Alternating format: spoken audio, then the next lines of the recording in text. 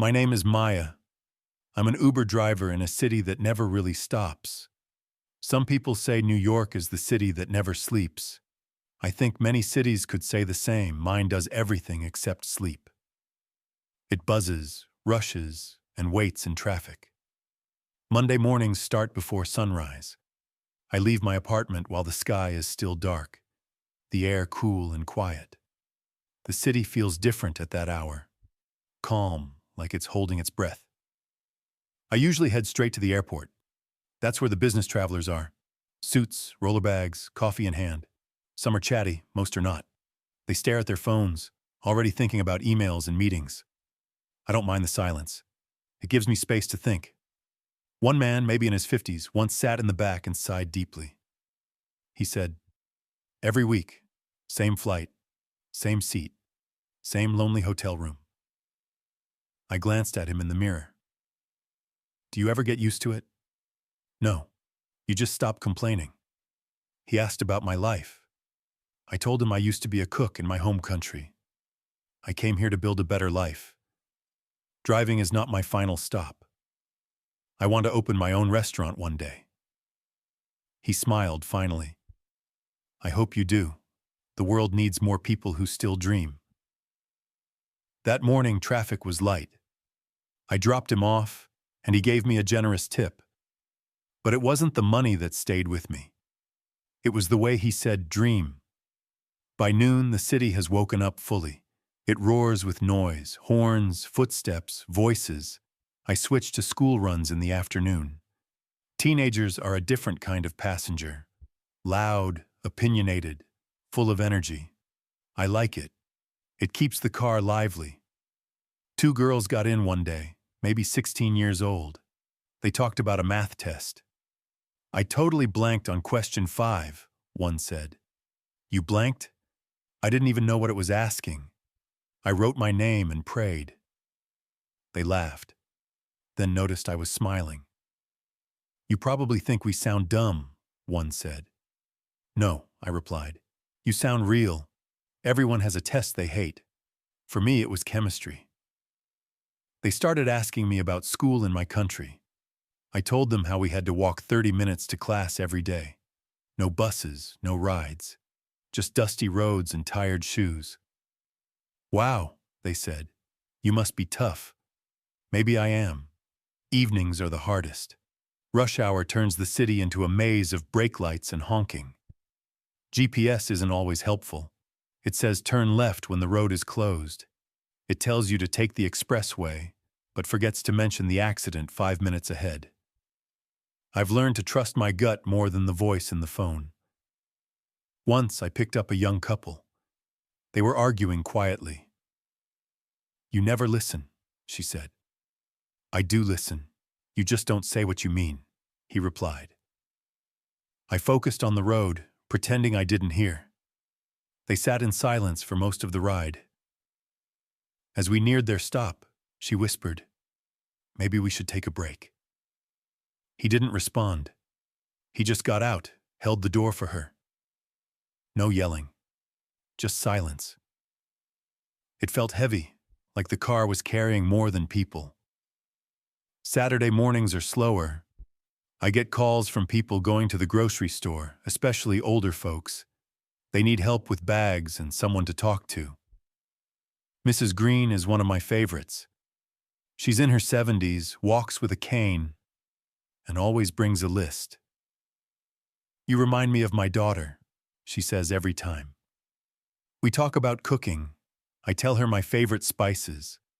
She tells me about her late husband, who loved sweet potatoes. "I never learned to cook them right," she says. "Maybe you can teach me one day." Anytime, Mrs. Green. She once gave me a jar of homemade jam, said it was too much for her to eat alone. It tasted like kindness. Late nights are a different world.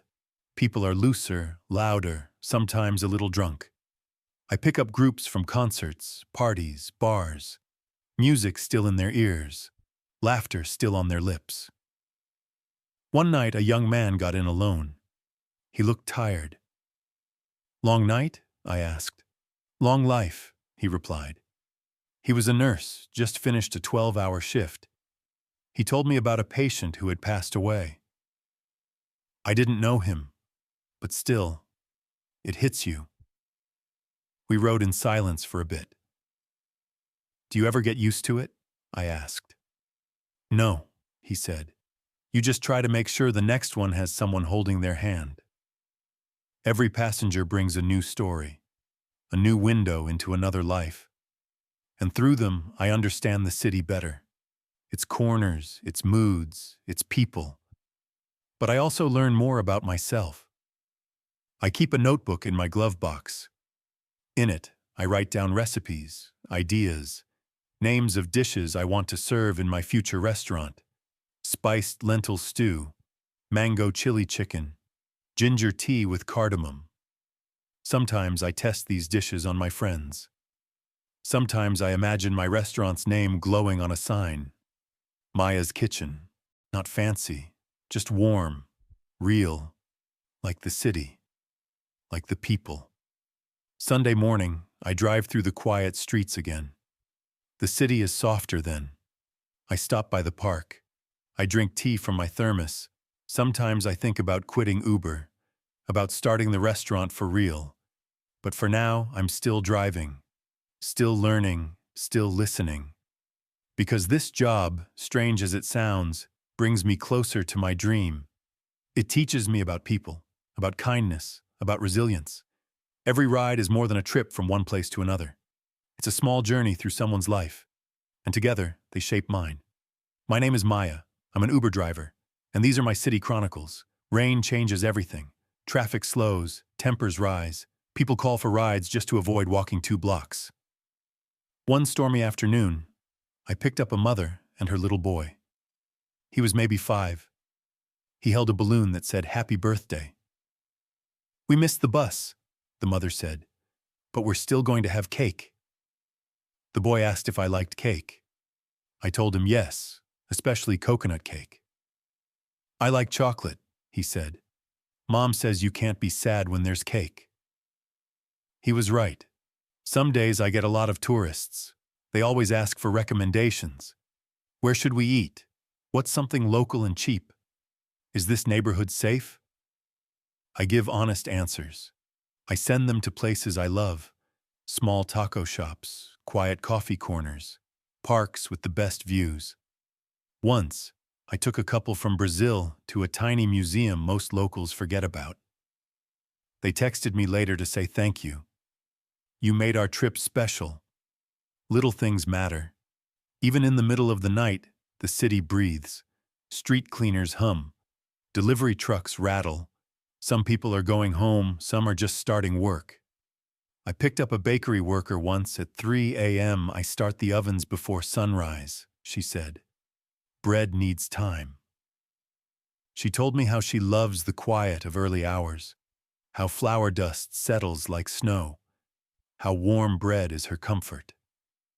She gave me a croissant before getting out. Still warm, it tasted like morning.